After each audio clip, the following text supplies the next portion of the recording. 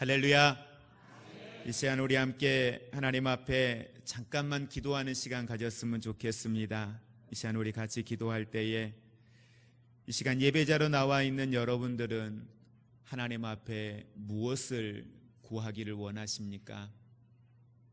하나님 앞에 예배자로 나와 있는 여러분은 무엇을 하나님 앞에 이 시간 말씀드리기를 원하십니까? 이 시간 여러분이 하나님께 드리고자 하시는 말씀들을 이 시간 우리가 같이 기도했으면 좋겠습니다. 요나서의 1장부터 4장까지 기록되어져 있는 말씀을 보면 분명히 그 안에 등장하는 인물 요나는 한 사람인데 그 가운데 펼쳐진 환경과 그 안에서 요나의 입에서 나오는 말들과 그가 선택하는 내용들을 들여다보면 극과 극으로 나뉘어져 있는 모습을 보게 됩니다. 특별히 요나서 1장과 3장의 내용은 대단히 대조적인 내용이 나옵니다. 요나서 1장에서는 우리가 잘 아는 것처럼 하나님의 길을 거부하고 자신의 길을 고집하였고 모두가 깨어서 기도할 때에 혼자만 배 밑창에 앉아서 잠들어 있는 요나의 모습, 어떻게 보면 세상에 복이 되어야 할 사람이 오히려 사람 앞에 자기가 함께하고 있는 공동체 앞에 고통을 가져다주는 무력한 인생의 모습, 그게 요나서 1장에 기록되어져 있는 요나의 모습이었습니다.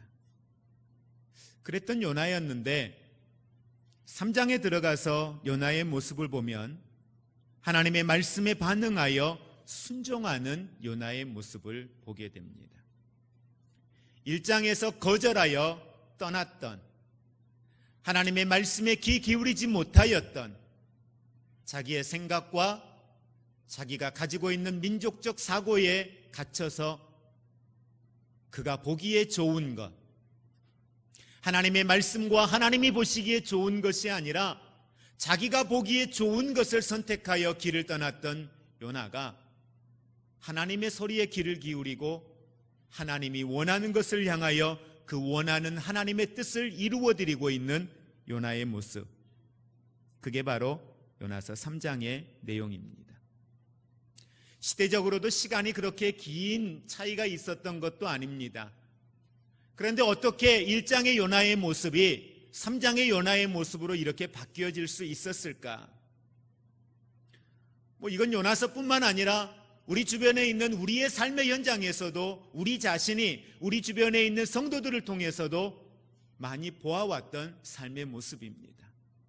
오늘은 좌절과 절망의 늪에 빠져있던 사람이, 소망이 없었던 사람이 여기가 끝이라 생각하여서 죽을 날을 기다리며 원망과 좌절과 분노 가운데 살던 사람이 어느 날 보니 그가 소망 가운데에, 기쁨 가운데에 비전을 가지고 역동적 있는 삶을 살아가고 있는 사람의 모습으로 변화되어져 있는 모습을 볼 때가 있습니다.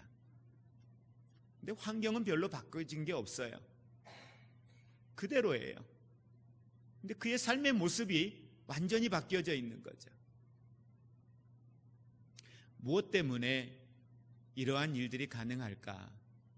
요나서에서 우리가 그 모습을 찾아야 되는데 그 모습을 찾으려고 보니 요나서 2장에 있는 내용을 들여다보면 요나서 2장에 있는 내용을 통해서 도대체 2장에 어떠한 일들이 있었기에, 분명히 1장 마지막에 보면 요나는 그 풍랑의 원인이었고 그 풍랑의 원인이 자신이라는 사실을 알았고, 그리고 나중에는 그 풍랑의 문제를 해결하기 위하여서 그 배 위에서 풍랑 속으로 던져짐을 당하여서 물속에 빠져서 죽어야 했던 요나의 모습인데 3장에서 요나는 죽지 아니하고 살아서 하나님의 사명을 감당하고 있는 요나의 모습으로 등장하는데, 도대체 1장 마지막에서 2장 내용 가운데에 어떠한 사건이 있었느냐라는 거죠. 그 내용을 통해서 우리가 이 시간, 저와 여러분이 이 시대를 살면서 내 개인과 우리의 가정과 우리의 교회가 이러한 회복의 은혜, 이러한 새롭게 다시 하나님의 비전을 붙들고 일어설 수 있는 그런 축복의 기회가, 그 은혜가 저와 여러분에게 있기를 주님의 이름으로 축복을 드립니다. 요나서의 내용을 보면서 늘 반복해서 말씀드립니다. 우리가 잊어서는 안 될 중요한 사실입니다. 바로 그건 요나가 만났던 풍랑의 이유는 성경에 보면 하나님이 바람을 일으키셨다, 요나 스스로도 고백하고 있습니다. 하나님이 내게 허락하신 것이다라고 분명히 이야기를 하고 있습니다. 이런 이유 때문에 사람들은 요나가 만난 풍랑을 하나님의 말씀을 어기어서 하나님의 뜻대로 살지 않아서, 하나님이 감동 주셨는데 순종하지 않아서 그가 만난 고난이었다, 하나님의 징계였다, 하나님의 채찍이었다라고 사람들은 이야기합니다. 근데 여러분, 냉정하게 우리가 말씀을 보자고요. 이게 하나님의 채찍이었고 하나님의 징계였다면 요나가 물에 빠져 죽는 걸로 끝나야 됩니다. 근데 그렇게 끝나지 않았어요. 그리고 2장의 내용에서 요나가 고백하는 그 고백의 내용을 들여다보면 요나가 만났던 풍랑은 하나님의 징계와 하나님의 채찍이 아니라 하나님의 사랑이었다라고 하는 사실을 우리는 꼭 기억을 해야 합니다. 여러분, 하나님은 요나에게 주신 사명이 있었어요. 그게 뭐였습니까?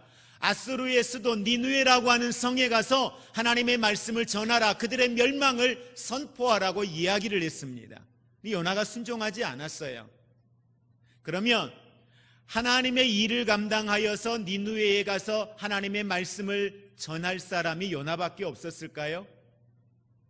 그 일은 요나가 아니어도 됩니다. 요나가 불순종하여 요나가 끝내 하나님의 말씀 앞에 서지 않으면 하나님은 요나가 아닌 다른 사람을 들어서라도 얼마든지 하실 수 있었어요. 하나님의 관심은 자꾸 우리가 니느웨를 향하여 있는데, 하나님이 니느웨를 향하여 있는 건 맞지만 더 큰 관심은 누구에게 있었느냐? 바로 요나란 말이에요. 니느웨도 하나님에게 중요하지만 하나님의 말씀에 불순종하여 하나님의 뜻과 상관없이 길을 떠났던 요나, 그 한 사람에 대한 사랑과 하나님의 관심, 우리는 그걸 놓쳐서는 안 된다라는 겁니다. 자꾸 일의 개념에서 하나님이 이 일을 시키기 위하여 요나를 들어다가 다시 세우셨다, 이 관점에서 볼 게 아니라 그 한 사람에게 잃어버렸던 하나님에 대하여 무감각해져 있는 요나, 그 하나님을 요나에게 알기를 원하셨던 겁니다. 그게 회복되기를 원하셨던 거예요.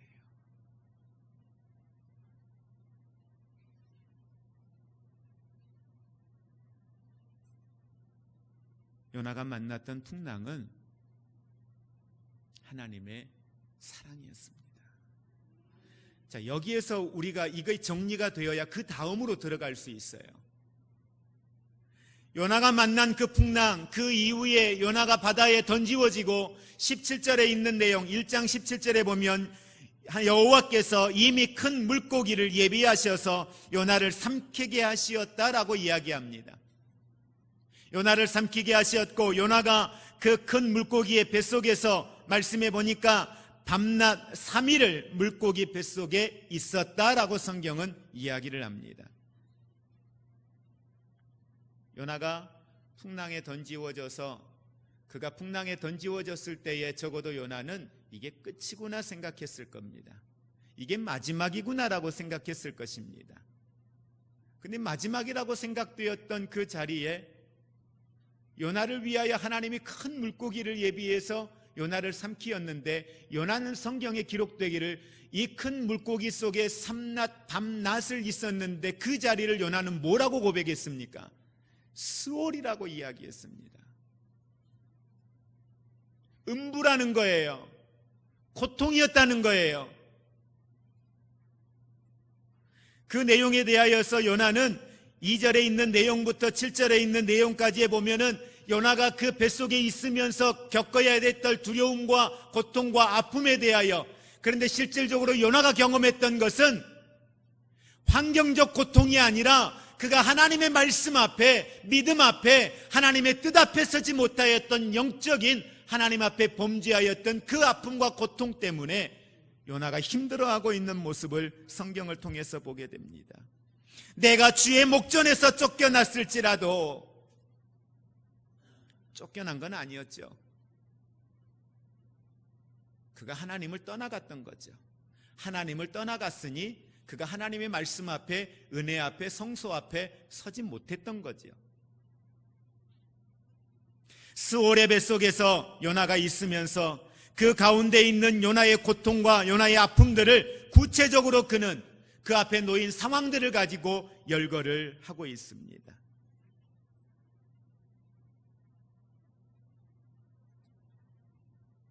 우리는 우리의 삶의 현장에서 내가 원치 않는 고통의 자리에 머무를 때가 있습니다.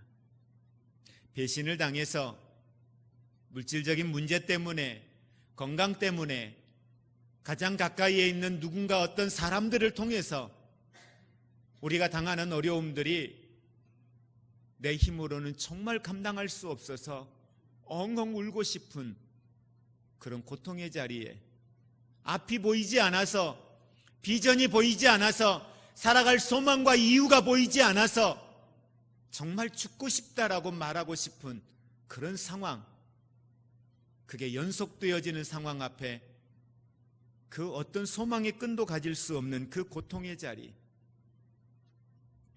그러한 시간과 공간 앞에 갇혀 있는 것처럼 옴짝달싹 아무것도 내가 할 수 없는, 내 의지로 뭘 하면 할수록 더 깊은 고통의 자리로, 더 큰 아픔의 자리로 들어가고 있는 우리의 모습을 경험할 때가 우리에게는 우리의 삶의 현장에서 있었습니다.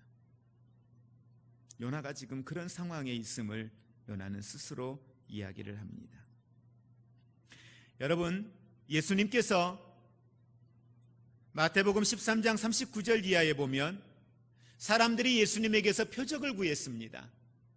표적을 구할 때에 예수님이 그 모여있는 이들을 향하여서 내가 너희들에게 보여줄 표적은 한 가지다. 바로 그걸 마태복음 13장 39절 이하에 이렇게 말합니다. 예수께서 대답하여 이르시되 악하고 음란한 세대가 표적을 구하나 선지자 요나의 표적밖에는 보일 표적이 없느니라. 요나가 밤낮 사흘 동안 큰 물고기 뱃속에 있었던 것 같이 인자도 밤낮 사흘 동안 땅속에 있으리라 라고 말씀을 하고 있습니다. 내가 너희들에게 보여준 표적은 요나의 표적이요, 앞으로 보여줄 표적은 예수님이 죽은 지 3일 동안 바로 그 죽음의 권세의 자리, 그 죽음의 권세의 자리, 그러니까 여러분, 우리가 가끔 요나에 대한 내용을 들으면서 애니메이션이나 이것 보면 요나가 큰 물고기 뱃속 안에서 촛불 켜놓고 앉아있는 모습 여러분 상상하시잖아요. 그런데 그 상상이 아니에요. 요나가 말한 성경에 기록된 것처럼 스올이라고 하는 것, 예수님이 죽으셔서 무덤에 머물러 계실 때에 그 3일의 시간 동안 그 무덤이 어디라고 했어요? 음부의 권세의 자리였단 말이에요. 지옥의 권세의 자리였단 말이에요. 그걸 이기시고 사망 권세를 이기고 부활하셨다라고 성경은 이야기하고 있거든요. 이게 표적이라고 이야기를 하고 있습니다. 다시 말하면 3일 동안 하나님 되심이 요나가 고통했던 그 자리에서 오늘 가장 위대한 삶의 공간이며 가장 위대한 시간으로 요나의 3일이 그 물고기 뱃속에서 이루어졌다라고 하는 사실을 우리는 기억하기를 원합니다. 요나에게는 분명히 고통의 자리였던 것 사실입니다. 그러나 결과적으로 보면 그 요나가 물고기 뱃속 가운데 어떠한 일이 일어났는지는 모르겠습니다. 그런데 2절 이하에서부터 보면 그 일어난 사건들이 기록되어져 있는데 결과적인 것은 요나가 만났던 그 풍랑과 요나가 만났던 그 물고기 뱃속, 스스로 이야기할 때에 스올이라고 이야기했던 그 고통의 자리가 예수님의 부활과 견주어서 예수님이 표적으로 이야기할 만큼 그 자리가 고난의 자리가 아니라 그 자리가 영광의 자리요, 하나님의 살아계심을 드러내는 축복의 자리가 될 수 있었다라고 하는 사실입니다. 저는 이 시간 이 자리에 있는 사랑하는 성도님들이 여러분이 놓여져 있는 그 자리가 어떤 자리인지, 그것이 하나님이 주신 풍랑이든 여러분의 연약함으로 만들어진 풍랑이고 고난이든 어떤 이유에서인지 모르겠지만 여러분이 생각할 때 문제라고 생각되어지는 그 자리, 고통이라고 생각되어지는 그 자리가 하나님을 만날 수 있는 축복의 자리, 하나님이 하나님 되심을 나타내는 은혜의 자리가 될 수 있기를, 그 자리가 내 일생 일대의 가장 위대한 자리였다고, 가장 큰 은혜의 자리였다고 고백할 수 있는 그 은혜가 저와 여러분에게 있기를 주님의 이름으로 축복을 드립니다. 요나에게 그 자리는 다시 태어난 자리였던 건 분명한 사실이었습니다. 하나님은 여러분과 저를 오늘이라는 이 삶의 공간 안에서 어떻게 우리의 삶을 통해서 하나님이 하나님의 영광을 드러내실지, 토기장이 되신 주님 앞에 진흙인 우리가 그분에게 나를 맡겨드리고 그분에게 주님 내 안에 오시옵소서, 나를 만지시옵소서, 내 안에 나를 새롭게 하시옵소서, 나를 붙드시옵소서, 주님께 나를 내어드리면 주님이 그 안에 나를 새로 빚으시고 그 안에 하나님이 거룩한 하나님의 영광을 위하여 위대한 복된 인생으로 저와 여러분을 새롭게 만들어 가실 줄로 믿습니다. 자, 그러면 구체적으로 이 요나서의 2장의 내용에 어떠한 일들이 과연 벌어졌기에 요나의 삶이 이렇게 놀라운 모습으로 위대한 인생으로 새롭게 회복될 수 있었을까? 2장 2절 말씀에 우리 함께 합독하겠습니다. 1절입니다. 1절과 2절 합독합니다. 요나가 물고기 뱃속에서 그의 하나님 여호와께 기도하여 이르되 내가 받은 고난으로 말미암아 여호와께 불러 아뢰었더니 주께서 내게 대답하셨고 내가 스올의 뱃속에서 부르짖었더니 주께서 내 음성을 들으셨나이다. 아멘. 7절 말씀에 보면 내 영혼이 내 속에서 피곤할 때에 내가 여호와를 생각하였더니 내 기도가 주께 이르렀사오며. 요나는 반복하여서 3일 밤낮 동안 이 스올의 뱃속에, 큰 물고기의 뱃속에 요나가 할 수 있었던 건 한 가지였습니다. 바로 그건 기도하는 일이었습니다. 요나의 기도는 물고기 뱃속에서 그의 하나님 여호와께 기도하여 이르되, 성경에 등장하고 있는 기도 가운데에 가장 아름다운 기도, 우리가 인생을 살면서 가장 하나님 앞에 진솔하게, 가장 하나님 앞에 있는 그대로의 모습으로 기도할 때에 우리의 기도는 돌아보면 내가 가장 큰 삶의 고난 앞에 놓였을 때, 내 힘으로 내 능력으로 발버둥 쳐보아도 더 이상 아무것도 할 수 없다라고 완전히 내 삶에서 무장해제할 때, 그때 드렸던 그 기도는 꾸밀 수가 없어요. 그때 드렸던 그 기도는 누가 써준, 어떤 문학가가 써준 기도보다 가장 진솔한, 가장 솔직한 기도를 할 수밖에 없는 거죠. 요나가 지금 하나님께 기도할 때 여러분 상상해 보십시오. 풍랑 경험했잖아요. 자기 의지로 살아보겠다고 몸부림쳤잖아요. 깨달았지만 내가 죽는 게 두려움이 있어서 자기 스스로가 바닷속에 들어가도 될 터인데 바닷속으로 들어가지 못했어요. 사람들이 노를 저어서 배에다가 육지를 대려고 노력할 때에 그걸 쳐다보고 있었단 말이에요. 이 문제의 원인이 나에게 있고 이 문제의 해결이 나에게 있다는 걸 알지만 요나에게는 그걸 행할 수 있는 용기까지는 없었어요. 얼마나 창피합니까? 그래도 내가 목사인데, 그래도 내가 선지자인데, 저 이방 사람들이 이 문제의 원인이 나에게 있고 내가 말씀 듣지 않아, 내가 하나님의 뜻에 순종하지 않아 이 원인이 생겼다는 사실을 알고 있는데 얼마나 창피합니까? 그 창피함을 경험했던 요나, 무기력함을 경험했던 요나, 차라리 그리고 나서 죽었으면 좋겠는데 그 어두움의 터널 가운데, 물고기 뱃속 가운데 요나가 들어가요. 요나가 그 물고기 뱃속에서 살아날 거라고 상상했을까요? 아니, 사람들이 바다에 던지었을 때에 요나가 거기에서 자기가 살 거라는 상상을 1%라도 했을까요? 아니요. 물고기 뱃속에 들어갔을 때 요나가 살 거라는 거 상상했을까요? 아니요. 그건 결과를 알고 있는 우리가 보았을 때에 우리가 보는 관점이죠. 그 순간에 있는 요나는 전혀 상상할 수 없는 일이란 말이에요. 그래서 요나는 살려달라는 기도를 못했어요.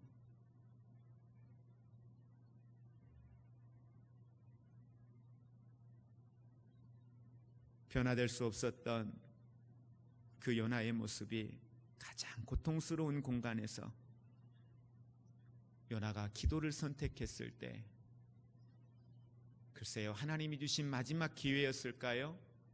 그건 모르겠습니다. 요나는 자기가 할 수 있는 것 다 했어요. 아니, 포기했어요.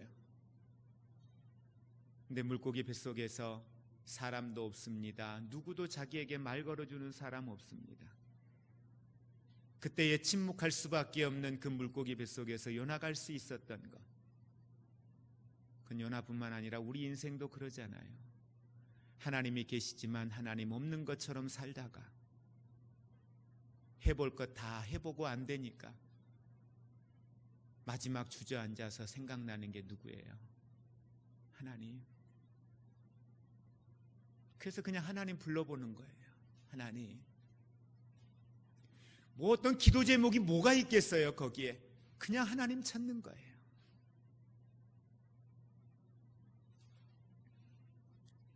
우리가 잘 아는 신학자 C.S. 루이스가 고통은 잠자는 성도를 깨우는 하나님의 메가폰이다라는 이야기를 했습니다. 요나의 기도가 가장 절망스러웠던 물고기 뱃속에서 가장 영광스러운 예배의 자리로, 회복의 자리로, 능력의 자리로 만들었다는 사실을 여러분 믿으시기를 바랍니다. 아무것도 알 수 없을 때에, 더 이상 희망도 소망도 보이지 않을 때에 여러분이나 제가 할 수 있는 한 가지, 여러분, 그건 기도입니다. 기도가 뭡니까? 하나님 나 도와주세요가 아니에요. 하나님 나 살려주세요가 아니에요. 요나가 여기에서 했던 기도는 한 가지입니다. 그냥 하나님을 찾는 거예요. 그냥 하나님을 찾는 거예요. 여러분, 주님 만나면 모든 것이 해결된 줄 믿으시기를 바랍니다. 주님 만나면 그 안에 길을 알게 되고요. 주님 만나면 내 안에 하나님이 주시는 은혜가 있기 때문에 살고 죽는 게 문제가 되지 않아요. 주님 만나면 그 안에 주시는 그 은혜는 세상의 것과 다르기 때문에 우리가 계산하고 있는 그 어떤 계산 결과물과는 전혀 상관이 없어요. 그냥 주님 만나면 그 안에서 우리가 고백할 수 있는 것, 그건 우리의 회복을 통한 하나님의 은혜가 무엇인가를 경험하게 된다는 사실을 기억하시기를 바랍니다. 오늘 한국 교회가 놓여져 있는 상황들 여러분 보십시오. 한국 교회가 놓여져 있는 상황들을 여러분 어떻게 보고 계십니까? 5분의 1이라고, 처음엔 4분의 1 정도가 기독교인이라고 이야기했습니다. 지금은 6분의 1, 7분의 1이 되지 않습니다. 그런데 그 7분의 1, 8분의 1 되는 크리스찬들에게 설문조사에 보면 구원의 확신을 가지고 있는 사람들 50%도 되지 않습니다. 예수 믿는 이유가 무엇인가 물었을 때에 예수 그리스도가 생명이요 진리요 부활이요 창조주이신 이 사실에 대하여 믿고 고백하는 사람들 그렇게 많지 않습니다. 그러니 교회에서 전하는 메시지가 불편하죠. 회개에 대하여 이야기할 때, 사명에 대하여 이야기할 때 불편하죠. 하나님을 만나야 살 수 있다는 이야기를 해도 그게 무엇인지 이해할 수가 없지요. 동성애에 대하여 이야기하고 인권에 대하여 이야기하면서 교회 안에 들어오는 이 세상에 잘못된 문화가 있음에도 불구하고 그것이 불편하지 않는 거예요. 그것이 뭐가 문제냐라고 이야기하는 거예요. 시대가 이러잖아. 그 시대 가운데 우리가 살아가야 되잖아라고 이야기합니다. 그러면서 어느 순간 우리는 빛을 잃어버리기를 시작했어요. 어둠에 있는데 그게 어둠으로 전혀 보이지가 않는 거예요. 이 시대를 바라보는 시선이 하나님 앞에, 말씀 앞에, 믿음 안에서 이 세대를 바라보지 못하니 나라를 위하여 기도하고 이 세대의 잘못된 거짓된 것을 위하여 기도하는 기도가 나올 수가 없는 거죠. 6.13 지방선거를 치르면서도 지역주의에 빠져서, 관계 중심에 빠져서 아직도 성도들이 투표를 하고 있는 거예요. 교회는 가면 갈수록 세속주의화되고 물질주의로 변해갑니다. 그것이 오늘 우리 교회의 모습입니다. 세상을 향하여 우리가 뭐라고 이야기할 수 있을 겁니까? 없습니다. 믿는 사람이나 믿지 않는 사람이나 구분이 가지 않습니다. 목사나 성도나 구분이 가지 않습니다. 평신도나 중직자나 구분이 가지 않습니다. 뭐 별 다를 게 없어요. 그 다름을 어디에서 찾을 거예요? 직분 가지고요? 앞에서 목사니까 설교하고 있다는 것 때문에 그 다름을 찾을 겁니까? 차 타고 운전하고 가서 보면은 행동하는 건 다 똑같은데, 입에서 나오는 말도 똑같은데요. 그런데 우리들 스스로가 그리스도인이라고 말하지만 우리들 스스로가 이 세대 앞에 하나님이 보게 하시는 것으로 이 세대를 보지 못하는 거죠. 왜? 내 안에 그걸 볼 수 있는 영성이 내게 없단 말이에요. 배 밑에서 그렇게 깨워도 깨닫지 못한단 말이에요. 제비 뽑기를 하는데도 그걸 깨닫지 못한단 말이에요. 지금 우리가 할 수 있는 게 뭡니까? 여러분이 지금 여러분의 주어진 삶의 현장에서 할 수 있는 게 뭡니까? 우리가 할 수 있는 게 뭐예요? 그 자리가 기도하는 자리가 되면 그 자리는 가장 영광스러운 자리가 될 줄로 믿습니다. 기도한다는 건 뭡니까? 하나님을 내가 인정한다는 겁니다. 기도한다는 게 뭡니까? 주님, 내가 주님을 알기를 원합니다라고 고백하는 것입니다. 종교적인 기도가 아니기를 원합니다. 율법적 기도가 되지 않기를 원합니다. 우리가 평소에 하는 기도들이 그런 기도에 묶여 있다면 여러분, 오늘 요나에게 뱃속은, 요나에게 큰 물고기의 뱃속은, 요나가 만났던 그 풍랑은 요나에게는 그 어떤 것보다 축복임을 여러분 기억하시기를 바랍니다. 왜? 그걸 통해서 하나님께 기도하는 법을 배울 수 있었다면, 그걸 통하여서 하나님과의 관계가 회복될 수 있다면 요나에게는 더 없는 그 자리는 축복의 자리인 줄 믿으시기를 바랍니다. 요나의 인생의 가장 영광스러운 자리, 요나에게 질문해 본다면 어디라고 이야기할까요?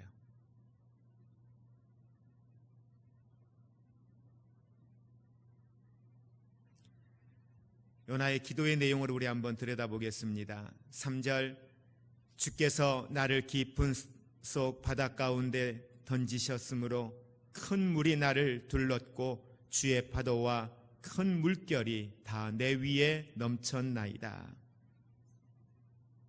요나의 기도는 하나님 앞에 한마디로 표현하면 항복하는 기도예요. 요나의 기도가 가장 위대했던 것은 내가 하나님의 주권에 온전히 항복하는 겁니다. 내 앞에 일어났던 풍랑을 만나서부터 지금까지 이루어진 이 모든 일들이 하나님이 내게 하신 것입니다라고 고백하는 순간 요나는 하나님께 항복하는 거예요. 그리고 그것이 채찍이 아니라 하나님이 나를 향한 사랑이었다는 걸 깨달은 거예요. 그래서 여러분 7절에 이따 결론 부분에 말씀드리겠지만 9절 말씀에 요나가 나는 감사하는 목소리로, 물고기 뱃속에 있는 요나가 9절 말씀에 고백하기를 나는 감사하는 목소리로 주께 제사를 드리며, 하나님을 찬양하고 있는 요나, 하나님께 감사하고 있는 요나의 모습을 보게 됩니다. 주께서 나를 깊은 속 바다 가운데 던지셨으므로, 여러분 항복이 승리의 비결임을 믿으시기를 바랍니다. 성도가 인생의 고난 속에서 승리하는 비결은 항복하는 겁니다. 누구에게요? 하나님께. 근데 여러분, 왜 우리는 꼭 어려운 고난을 만나야 항복을 할까요? 지금 하면 안 될까요? 지금 하나님께 인정하면 안 될까요? 지금 하나님께 하나님의 뜻 구하고 하나님이 원하는 것 찾으면 안 될까요? 왜 우리는 이뤄야 정신 차리고 이뤄야 그분 앞에 섭니까? 그때 만난 하나님은 하나님이고 지금은 아닙니까? 그때는 영성이고 지금은 우리에겐 영성이 없습니까? 그럼 우리 안에 영성을 회복하면 되지 않을까요? 여러분, 지금 우리가 이 요나에 항복하는 자리가 지금 우리의 자리가 될 수 있기를 우리는 위해서 기도할 수 있기를 원합니다. 아니, 창조주이신 하나님, 인생들의 생사화복을 주관하신다고 우리 늘 고백하잖아요. 그 하나님 앞에서 내 뜻 주장해서 뭐 할 거예요? 그 하나님의 뜻이 내게 계속 임하고 내게 말씀해 주고 있는데 그분이 내게 말씀하시는 거 듣지 않고 다른 데 보고 있고 다른 거 들으려고 하면 그게 무지한 거 아닌가요? 그게 지혜롭지 못한 거 아닌가요? 가장 지혜로운 건 창조주이신 그분이, 나를 사랑하시는 그분이, 내 생명을 살리신 그분이 말씀하고 계시는 거에 대해서 듣는 사람, 들으려고 하는 사람, 그게 진리 아닌가요? 그것이 능력 아닌가요? 하나님께 항복하면 큰일 일어난가요? 하나님께 항복하면 두려우세요? 예? 어떠세요?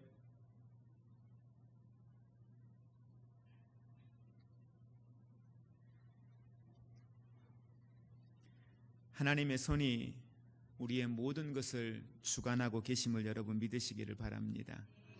하나님의 손에 모든 해결책이 있다는 사실을 믿으시기 바랍니다. 하나님의 능하신 손에 온전히 내 자신을 맡김으로 하나님이 우리를 새롭게 빚으시도록 우리 자신을 주님 앞에 내어드리기를 주님의 이름으로 축복을 드립니다. 그리하면 우리가 원하는 결과 기대하지 마십시오. 왜 자꾸 우리가 원하는 걸 생각합니까? 우리가 원하는 결과물을 생각합니까? 하나님은 더 큰 걸 생각하시는데요.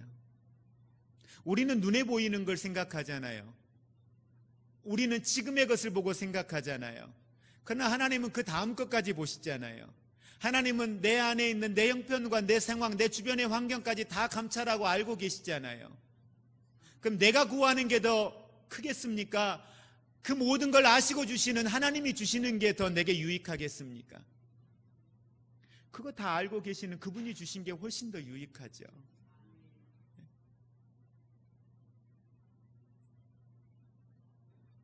여러분, 진짜의 승리자는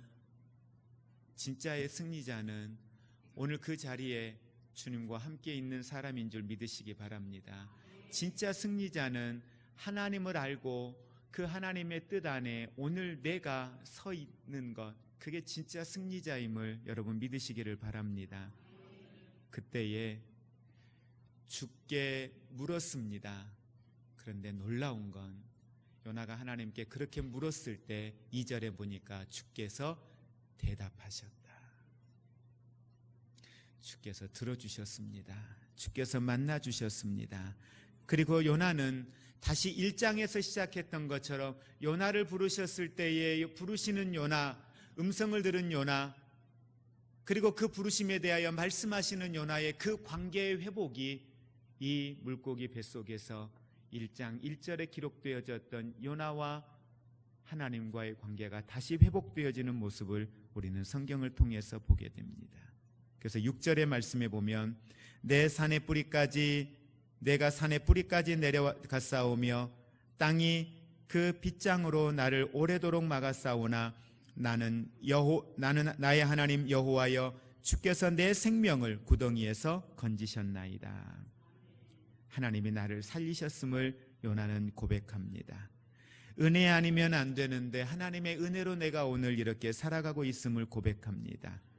요나는 불신앙의 구덩이에서, 불순종의 구덩이에서, 무감각했던 그 구덩이에서, 영적 죽음의 그 구덩이에서 하나님이 자신을 건져주시었고 이 물고기의 뱃속에서 내가 죽더라도 그 여호와 하나님을 인정하고 그 하나님을 찬양하고 있는 요나의 모습을 보게 됩니다. 여러분, 주님의 그 사랑을 체험하시기를 주님의 이름으로 축복을 드립니다. 주의 성전을 바라보기를 원합니다. 하나님 앞에 거룩한 예배자로 나아가기를 원합니다. 지금 이 순간 내가 죽음을 당할지라도 그 십자가의 은혜 안에서 하나님을 바라보며 하나님을 찬양할 수 있는 그 은혜가 저와 여러분에게 있기를 원합니다. 말씀을 정리합니다.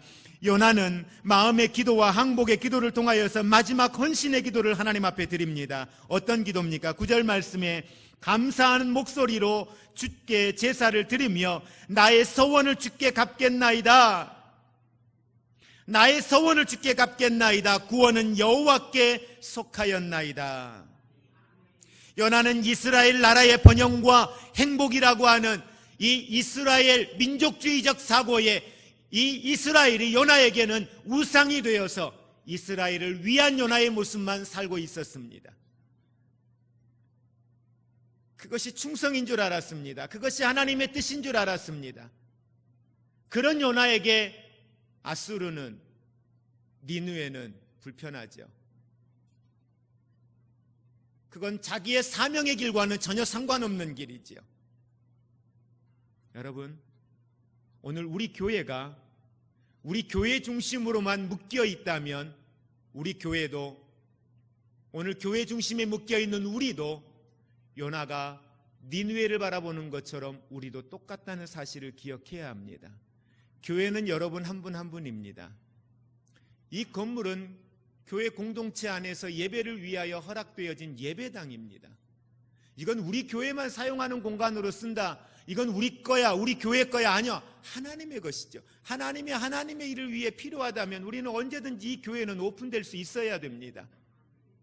우리 게 어디가 있어요? 하나님의 것이죠. 그러지 않습니까? 자, 그렇다면 오늘 우리는 내 가족, 우리 교회, 우리 나라, 그래서 우리에게는 아직도 일본이 니느웨가 되어져 있는 사람들이 있어요. 아직도 우리에게는 어떤 사람이 니느웨처럼 여겨지는 사람이 있어요. 구원이 여호와께 있는데 내 민족적 사고에 매여 있는 우리의 모습을 볼 때가 너무도 많다는 거죠. 아직도 지역주의에 매여 있는 모습들이 얼마나 많은지 모릅니다. 어느 지역의 사람들 쳐다보기도 싫다, 어느 지역에 있는 사람들 교제하는 것 싫다, 적대감 같습니다. 아직 이 나라 안에서도 그게 해결이 안 되는 거예요. 6.25의 전쟁을 경험했던 사람분들, 어르신들, 북한에 대하여 바라보는 시선, 아직도 북한은 대개는 니느웨인 거예요. 하나님이 구원하기를 원하시는데 어떻게 할 겁니까? 하나님이 그들의 영혼을 살리기를 원하시는데 어떻게 할 겁니까? 이제는 우리가 이러한 니느웨를 바라보는 요나의 과거의 그 틀 안에 우리가 매여 있지 않기를 원합니다. 구원은 여호와께 있습니다. 하나님의 마음이 어디에 있을까요? 하나님의 시선이 지금 어디를 바라보고 있을까요?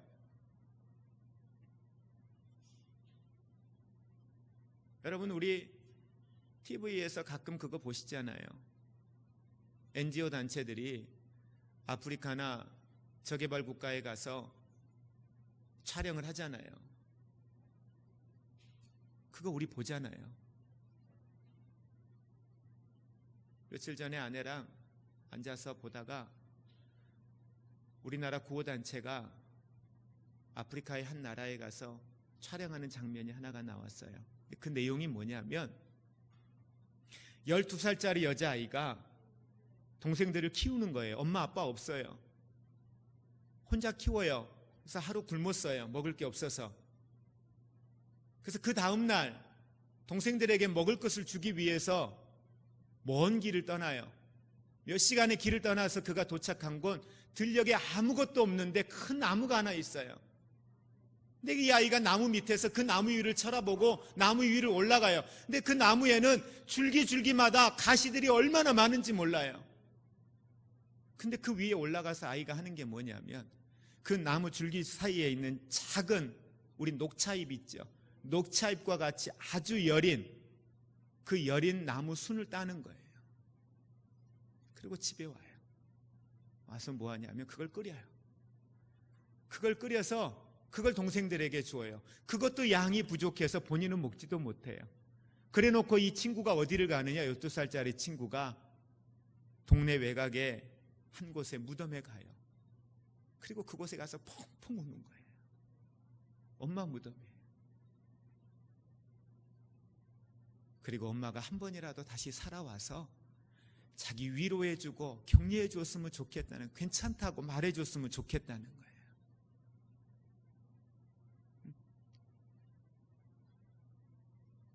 태어나 처음 학교라는 곳을 갔다가 그 NGO 단체에서 넣어서 하루 들어가 보는 거예요.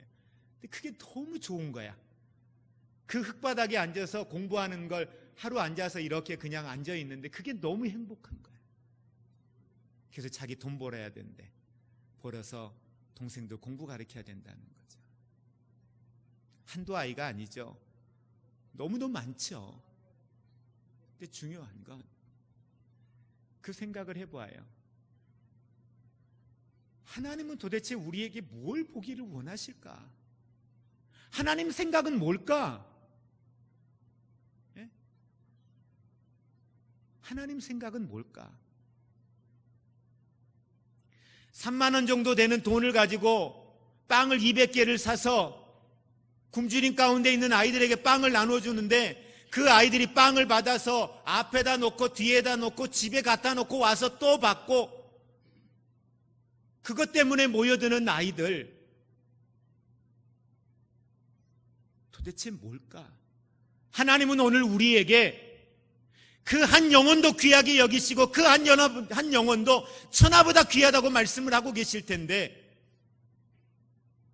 오늘 정말 우리에게 회복하기를 원하시고 우리가 보기를 원하는 니느웨가 어디일까?